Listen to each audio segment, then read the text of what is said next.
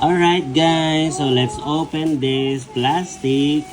Ayan, ito yung ating buto ng durian na kinain natin noong September 7 and 9. Uy, binalot natin siya sa plastic covering wet tissue. Alright, so there you go. Uy, very good.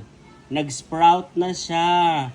Yes, nag-sprout na. Seed number 1, sprouted. Seed number 2, with sprout na siya. Seed number 3, or nag-sprout na rin. Seed number 4, very good, nag-sprout na siya.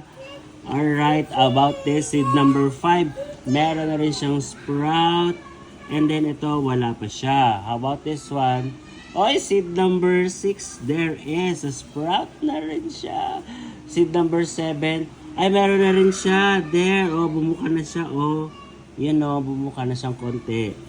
And this one, ay meron na rin siya. So we have 2, 4, 6, 8 seeds na already sprouted. And this one, wala pa siya. Wala pa siya. Di pa siya ano.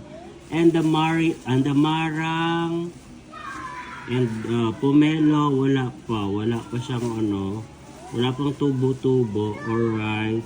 So yung mga maninipis pa lang ganyan, meaning hindi pa siya talaga tutubo. So dapat pala yung in-experiment natin yung mga ganito, mga bilog-bilog na mga seeds. Alright. So we will keep this covered with wet tissue para mas humaba-haba yung kanyang ganyan o yung sprout niya. Alright. And then we will transfer it to a big container with the soil. Alright? Para makapagpatubo tayo ng durian in the city. Alright? Yes! So, abangan ang durian in the city.